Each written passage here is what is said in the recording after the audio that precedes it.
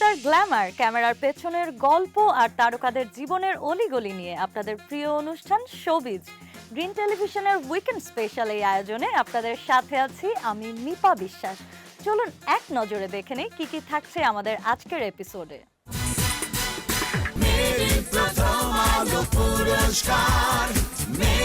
অনুষ্ঠিত হলো মেরিল প্রথম আলো পুরস্কার ২৭তম আসর। জয়ধ্বনি বাংলা মিউজিক ইন্ডাস্ট্রিতে ঝড় তুলেছে।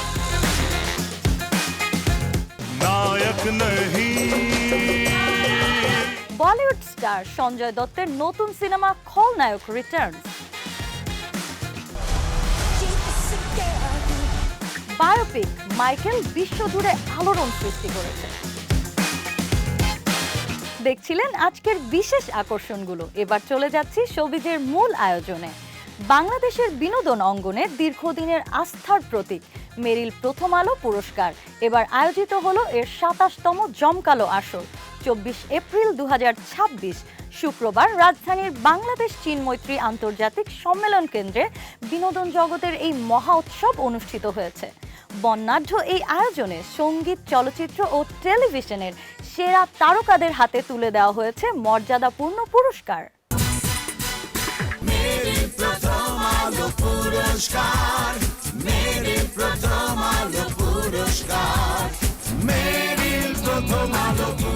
আয়োজনটির বিশেষ চমক ছিল আজীবন সম্মাননা। এই পুরস্কারে ভূষিত হয়েছেন কিংবদন্তি চলচ্চিত্র অভিনেতা এম.এ. আলমগীর। আয়োজনে তাকে উত্তরীয় পরিয়ে দেন স্কয়ার টয়লেটিস লিমিটেডের ব্যবস্থাপনা পরিচালক অঞ্জন চৌধুরী এবং পুরস্কার তুলে দেন রুনা লায়লা। তার সঙ্গে এ সময় উপস্থিত ছিলেন প্রথম আলোর সম্পাদক মতিউর রহমান এবং অভিনেতা আফজাল হোসেন। এছাড়া সঙ্গীতে বিশেষ অবদানের জন্য বিশেষ সম্মাননা দেয়া হয়েছে নগর বাউল জেমসকে।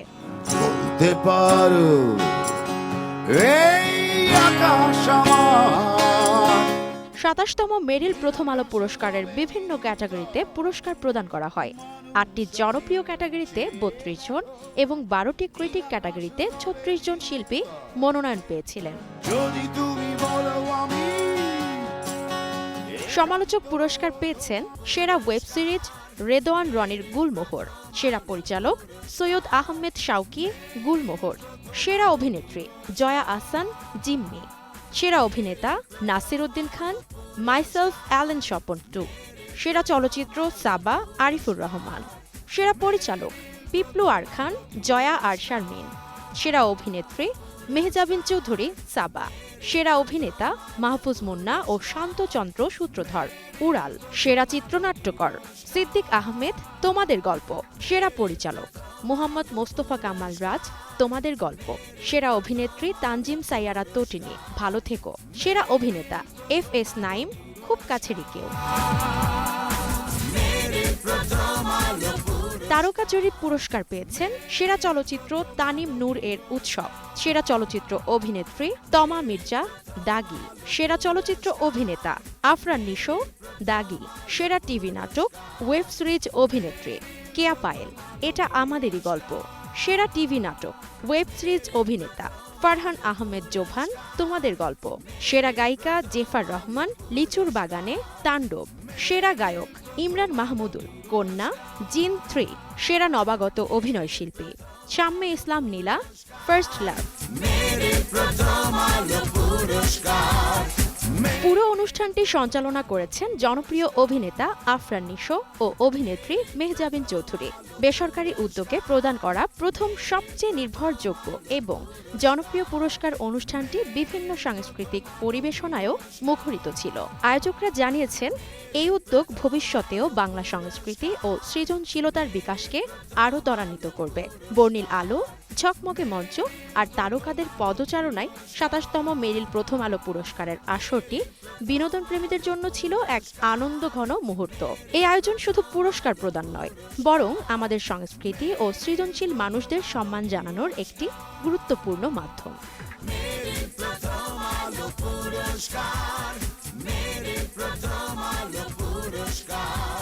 মেগাস্টার শাকিব খানের নতুন মিউজিক ভিডিও জয়ধ্বনি বাংলা মিউজিক ইন্ডাস্ট্রিতে এক নতুন ইতিহাস সৃষ্টি করেছে। আদনান আল রাজীবের পরিচালনায় এবং এম রাইজ প্রোডাকশনের প্রযোজনায় এই গানটি প্রকাশের পর থেকেই সোশ্যাল মিডিয়ায় রীতিমতো ঝড় তুলেছে। এটি কোনো সিনেমার গান নয়, বরং দেশের অকুতোভয় ও প্রতিভাবান মানুষদের অনুপ্রাণিত করার এক অনন্য প্রয়াস। আমার দেশ আমার গর্ব, এই দেশ ইমরাইজ প্রোডাকশনের জয়ধ্বনি গানটি প্রকাশের মাত্র ২৪ ঘন্টার মধ্যেই ১.৫ কোটি ভিউয়ের মাইলফলক স্পর্শ করেছে, যা বাংলা মিউজিক ইন্ডাস্ট্রির ইতিহাসে একটি অনন্য রেকর্ড। এই বিশাল অঙ্কের ভিউজ শুধু ইউটিউব নয়, বরং ফেসবুক সহ বিভিন্ন সোশ্যাল মিডিয়ার প্ল্যাটফর্ম মিলিয়ে অর্জিত হয়েছে। গানটির জনপ্রিয়তার এই সুনামি প্রমাণ করে যে শাকিব খানকে সঠিকভাবে উপস্থাপন করতে পারলে তার প্রতিটি সাবজেক্টই কতটা প্রভাবশালী হতে পারে।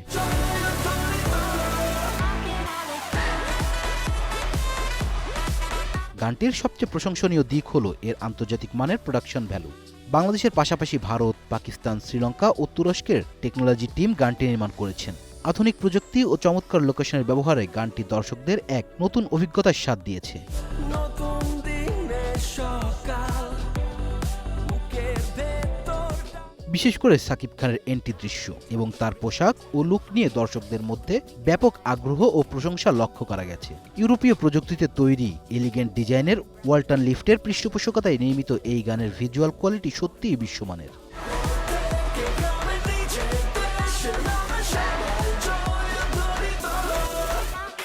সাধারণত কিছু গান শুধুমাত্র নির্দিষ্ট অঞ্চল বা অনুষ্ঠানের জন্য জনপ্রিয় হয়, কিন্তু জয়ধ্বনি সব শ্রেণীর দর্শকদের মন জয় করতে সক্ষম হয়েছে। গানটির লিরিক শহর থেকে গ্রামে নিজের দেশের নামে সবাই জয়ধ্বনি তোলে, মানুষের মনে এক গভীর দেশপ্রেম ও উৎসাহের আমেজ তৈরি করে। মিউজিকের আধুনিক ভাইব এবং সাউন্ড কোয়ালিটি গানটিকে অন্য উচ্চতায় নিয়ে গেছে, যা হেডফোনে শুনলে এক অসাধারণ অনুভূতি দেয়।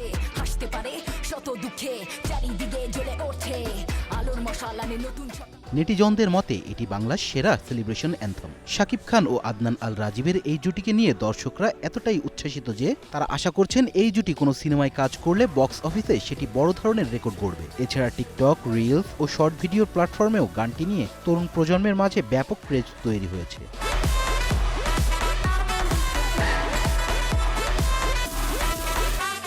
ইমরাইজ প্রোডাকশনের এই সাহসী উদ্যোগ বাংলাদেশের মিউজিক ভিডিও নির্মাণের মানকে এক অনন্য উচ্চতায় নিয়ে গেছে।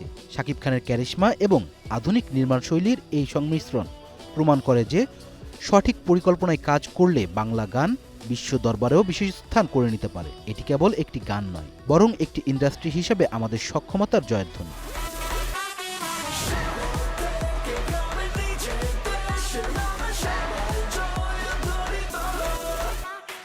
ঢাকাই সিনেমার মেগাস্টার শাকিব খান গত কয়েক বছর ধরে একের পর এক ব্লকবাস্টার সিনেমা উপহার দিয়ে তিনি নিজের অবস্থান শক্ত করেছেন। তবে এবার ভক্তদের জন্য অপেক্ষা করছে এক ভিন্নধর্মী চমক। তরুণ নির্মাতা আজমান রসুর পরিচালনায় শাকিব খান অভিনীত আসন্ন সিনেমা রকস্টার নিয়ে সিনেপাড়ায় শুরু হয়েছে নতুন গুঞ্জন।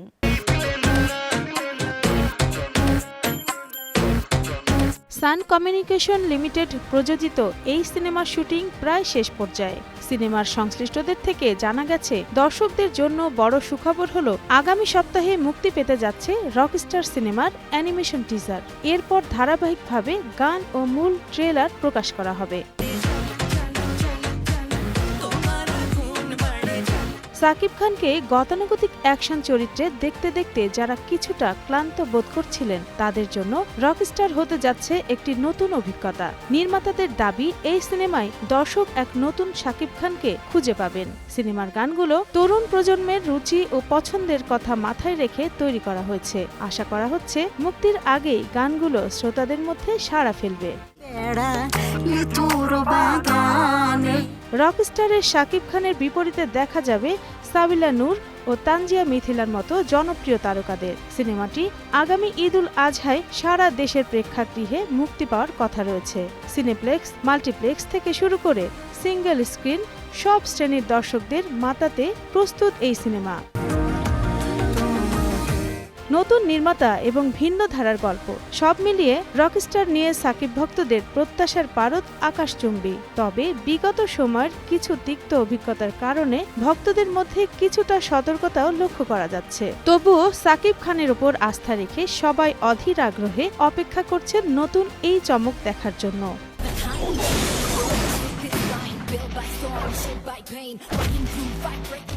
এখন দেখার বিষয় ঈদুল আজহায় রকস্টার সিনেমাটি বক্স অফিসে ঝড় তুলতে পারে কিনা, সেই মহেন্দ্রক্ষণের অপেক্ষায় ভক্তরা।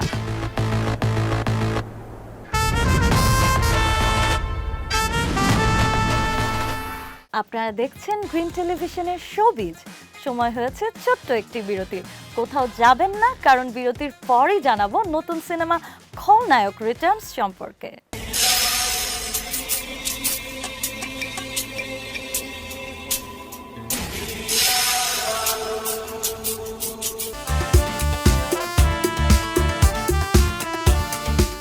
বিরতির পর আবারও স্বাগত জানাচ্ছি গ্রিন টেলিভিশনের সাপ্তাহিক আয়োজন শোবিজে। বলিউডের সিকুয়াল নতুন কিছু নয়, কিন্তু এমন গল্প খুব কমই আছে যার জন্ম কারাগারের চার দেয়ালের ভেতরে। এটি শুধু সিনেমা নয়, মানুষের জীবনের অন্ধকার থেকে আলো খোঁজার গল্প। আর সেই মানুষটি হলেন বলিউড স্টার সঞ্জয় দত্ত। তিনি তার নতুন সিনেমা খলনায়ক রিটার্নসের ঘোষণা দিয়েছেন। 1993 সালের জনপ্রিয় সিনেমা খলনায়কের নতুন সংস্কার হিসেবে নির্মিত হবে। नायक नहीं 1993 সালে মুক্তি পাওয়া খলনায়ক বলিউডে তৈরি করে এক নতুন ইতিহাস।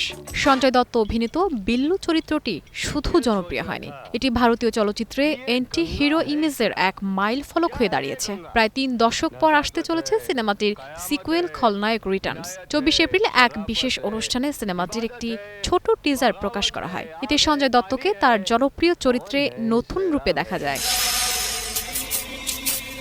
जिंदगी के हर नाटक में एक होता है नायक और एक होता है खलनायक। সবচেয়ে চমকপ্রদ তথ্য হলো এই সিনেমার কাহিনী লিখেছেন প্রায় 4000 কারাবন্দী। 90 দশকের মাঝামাঝি সময়ে ব্যক্তিগত ও আইনি জটিলতায় সঞ্জয় দত্ত যখন জেলে ছিলেন, তখন সেই অন্ধকারেই জ্বলে ওঠে নতুন আলো। জেলের ভেতরে থাকাকালীন তিনি প্রায় 4000 বন্দীর কাছ থেকে সিনেমার গল্প ও আইডিয়া নিয়েছিলেন। সহবন্দীরা বারবার শুনতে চাইতেন খলনায়কের সেই বিখ্যাত গান। একদিন তিনি জিজ্ঞেস করলেন, যদি আবার খলনায়ক বানানো হয় দেখবে? উত্তরে সবাই চিৎকার করে বলেছিল হ্যাঁ। नायक नहीं खलनायक हूँ मैं। এরপর যা ঘটল তা আরও অবিশ্বাস্য। 4000-এর বেশি কারাবন্দী সিনেমার জন্য লিখলেন স্ক্রিপ্ট, যা খলনায়ক রিটার্নসের মূল ভিত্তি। হাজারো ভাবনা, অভিজ্ঞতা আর কল্পনার ভিড়ে এক অনন্য চিত্রনাট্য তৈরি হলো, যা খলনায়ক রিটার্নসের মূল ভিত্তি।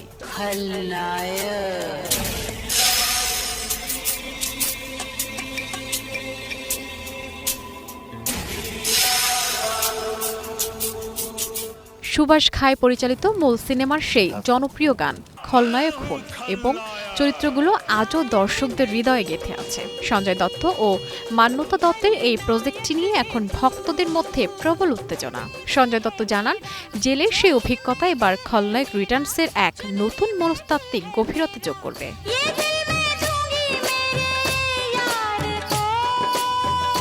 কখনো কখনো অন্ধকার জায়গা থেকেই জন্ম নেয় সবচেয়ে উজ্জ্বল আলো। সঞ্জয় দত্তের জীবন যেন তারই এক জীবন্ত প্রমাণ। 10 अक्टूबर रात के 10 बजे बल्लू जेल से। সিনেমার ফার্স্ট লুকে সঞ্জয় দত্তের সেই রুক্ষ লুক যেন দর্শককে আবারও 90-এর দশকে ফিরিয়ে নিয়ে যাচ্ছে। টিমটি মূল সিনেমার গল্পের সাথে আধুনিক আবেদনের এক চমৎকার মিশ্রণ ঘটানোর প্রতিশ্রুতি দিয়েছে। তবে সিনেমাটির রিমেক, সিকুয়েল নাকি নতুন কোনো চিত্রনাট্য হবে তা নিয়ে নির্মাতারা এখনও কিছুটা গোপনীয়তা বজায় রেখেছেন। সঞ্জয় দত্ত খলনায়ক সিনেমাটিকে খলনায়ক রিটার্নসের মাধ্যমে নতুন জীবন দিতে কতটা সফল হন সেটি এখন দেখার বিষয়। जी हाँ, मैं हूँ खलनायक। পপ সঙ্গীতের কিংবদন্তি মাইকেল জ্যাকসনের জীবন ও কর্ম নিয়ে নির্মিত বহুল প্রতীক্ষিত বায়োপিক মাইকেল এখন বিশ্বজুড়ে দর্শকদের মাঝে ব্যাপক আলোড়ন সৃষ্টি করেছে। আন্তর্জাতিকভাবে মুক্তি পাওয়ার সাথে সাথে সিনেমাটি বক্স অফিসে অভাবনীয় সাফল্যের নজির গড়েছে। এমনকি মিউজিক্যাল বায়োপিকের ইতিহাসে এটি সর্বকালের সবচেয়ে বড় উদ্বোধনী দিনের রেকর্ড স্থাপন করেছে, যা 2018 সালে আলোচিত সিনেমা বোহেমিয়ান র্যাপসোডিকেও পেছনে ফেলে দিয়েছে। বাংলাদেশের দর্শকরাও এই সিনেমাটি দেখতে পারবেন স্টার সিনেপ্লেক্সে।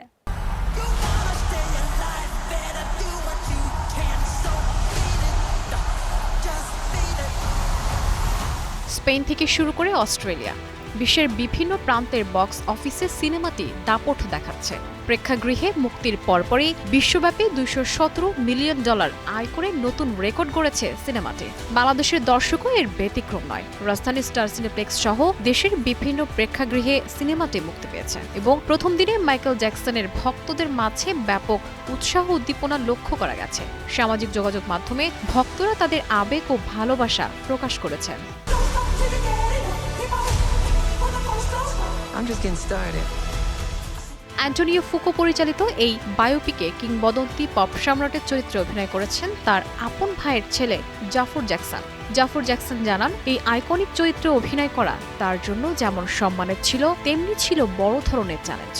চরিত্রটির জন্য নিজেকে পুরোপুরি তৈরি করতে তাকে প্রায় 2 বছর কঠোর পরিশ্রম করতে হয়েছে। ছবিটির শুটিংয়ের প্রথম দিন থেকেই তার স্টেজ পারফরমেন্স সবার নজর কাড়তে সক্ষম হয়েছে।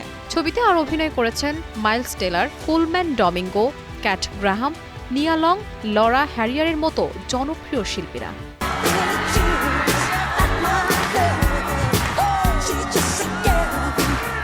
সিনেমাটির গল্প মাইকেল জ্যাকসনের শৈশব থেকে শুরু করে জ্যাকসন 5 ব্যান্ডে তার যাত্রা এবং পরবর্তীতে বিশ্ব সঙ্গীতের শীর্ষে ওঠার রোমাঞ্চকর পথ চলাকে তুলে ধরেছে। মঞ্চের বাইরে জীবন, একক সঙ্গীত জীবনের সোনালী সময় এবং তার বিখ্যাত পারফরম্যান্সগুলো অত্যন্ত দক্ষতার সাথে পর্দায় ফুটিয়ে তোলা হয়েছে। তবে পপস্টারকে ঘিরে নানা বিতর্ক ও রহস্যের বিষয়গুলো এই সিনেমায় পুরোপুরি না আসায় নেটিজেনদের মধ্যে গুঞ্জন রয়েছে। এসব দিক নিয়ে হয়তো ভবিষ্যতে কোনো সিকুয়েল নির্মিত হতে পারে।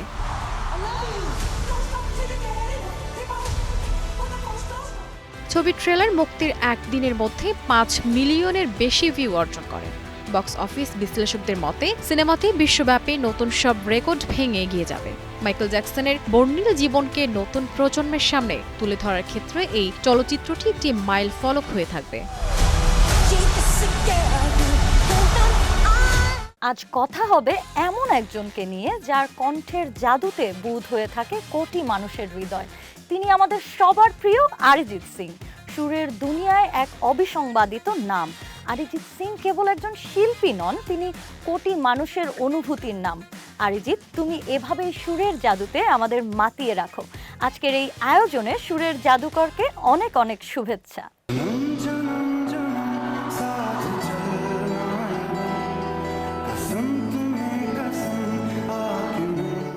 1987 সালের 25 এপ্রিল পশ্চিমবঙ্গের মুর্শিদাবাদে জন্ম অরিজিতের। পাঞ্জাবি বাবা আর বাঙালি মায়ের সাংস্কৃতিক পরিবেশে বড় হওয়া। ছোটবেলা থেকেই সঙ্গীতের প্রতি তার ছিল অগাধ টান। শাস্ত্রীয় সঙ্গীতের তালিম নিয়ে বড় হওয়া অরিজিৎ 2005 সালে রিয়েলিটি শো ফেম গুরুকুলের মাধ্যমে প্রথমবার পাদ প্রদীপের আলোয় আসেন। যদিও সেই যাত্রা সহজ ছিল না, কিন্তু অরিজিৎ কখনোই হার মানেননি।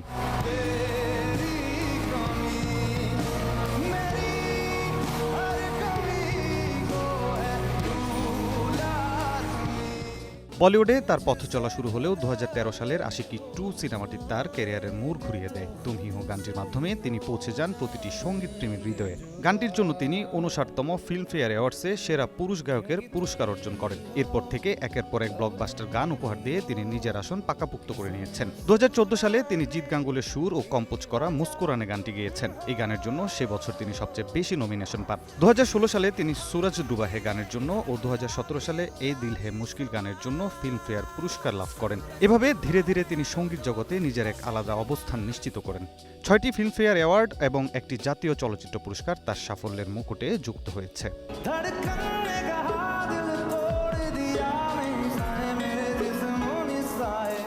27 জানুয়ারি 2026 তিনি তার সামাজিক যোগাযোগ মাধ্যমে প্লেব্যাক গানকে বিদায় জানানোর ঘোষণা দেন, কিন্তু তিনি তার নিয়মিত সঙ্গীত শিল্পী হিসেবে কাজ করে যাবেন বলেও জানান।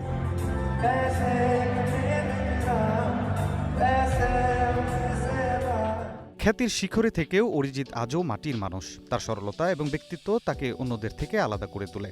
মুর্শিদাবাদের এই ছেলেটি আজ বিশ্বমঞ্চে বাংলার গর্ব। সুখে দুঃখে, ভালোবাসায় আর নিরাশার মুহূর্তগুলোকে অরিজিতের গান যেন আমাদের জীবনেরই প্রতিচ্ছবি। বড় ইচ্ছে করছে ডাকতে, তার গন্ধে মেখে থাকতে, কেন সন্ধে সন্ধে নামলে সে পালায়।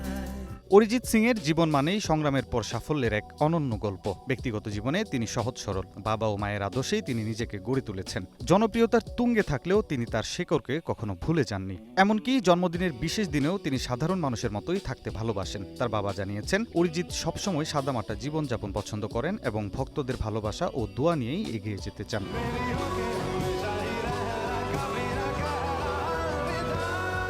বিনোদনের চাকচিক্য আর পর্দার পেছনের এই গল্পগুলো নিয়ে সাজানো ছিল আমাদের আজকের আয়োজন। রূপালী জগতের আরও রংচঙে খবর আর অজানা সব তথ্য নিয়ে আগামী সপ্তাহে আবারও হাজির হব শোবিজে। Till then keep watching Green television.